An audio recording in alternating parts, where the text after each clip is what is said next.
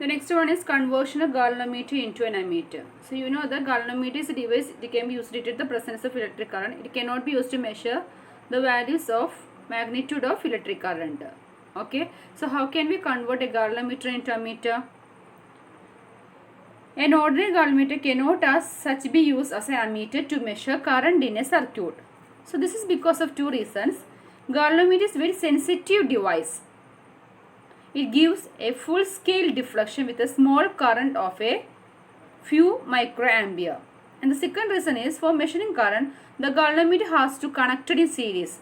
And as it has a large resistance, this will decrease the value of current in the circuit. Okay. So to overcome these difficulties, a small resistance called shunt resistance. So small resistance we call it as what? Shunt resistance. Small resistance we call a name, it is called shunt resistance. Shunt resistance is connected in parallel. So shunt resistance is connected in parallel with the galvanometer coil, so that the most of the current passes through the shunt. So conversion of galvanometer into an ammeter, we have to use a small resistance, means shunt resistance. It is connected in parallel with the galvanometer, so this device becomes a ammeter. Okay, so how can we convert a galvanometer to ammeter? We have to use a small resistance or shunt resistance connected in parallel with the galvanometer, so it becomes what? Ammeter. Okay, so see here, I is the current. Okay, then Ig is the current passing through galvanometer. So here the current is split up into I minus Ig. Okay, then suppose G is the resistance of the galvanometer. Then Ig, the current with which galvanometer gives full scale deflection. Then 0 to I means the required current range of the ammeter. S is the shunt resistance. So here see, this one is a shunt resistance, small resistance. Okay, then I to Ig, the current through the shunt. Okay, as galvanometer and shunt are connected in parallel, so the potential difference across the galvanometer.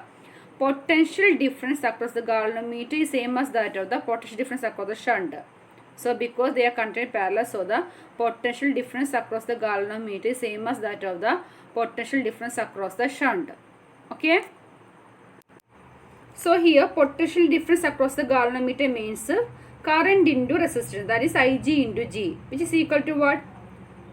Potential difference across shunt, that means its current is I minus Ig into its resistance is S. From this equation you have to find out S. So what is this? S is equal to Ig divided by I minus Ig into G. So the value of shunt is equal to, shunt resistance is equal to what? Ig by I minus Ig into G. Okay, so by connecting a shunt resistance S across the given galvanometer, we get an ammeter of desired range. Hence, an ammeter is a shunted or low resistance galvanometer. And also you have to find out the effective resistance because they are connected in parallel. So, which formula can be used to find out the effective resistance? We have to use 1 by R is equal to what? 1 by R1 plus 1 by R2.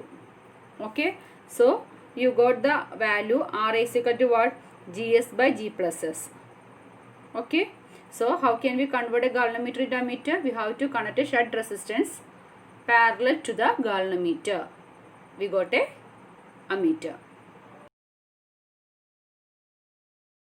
Then last one is conversion of galvanometer into a voltmeter. Okay, so what is a voltmeter? Voltmeter can be used to measure the potential difference. A galvanometer can be used as a voltmeter to measure voltage across any circuit element. For this, it must be considered in parallel with that element. Further, it must draw a very small current, otherwise the voltage required to the measured will decrease substantially.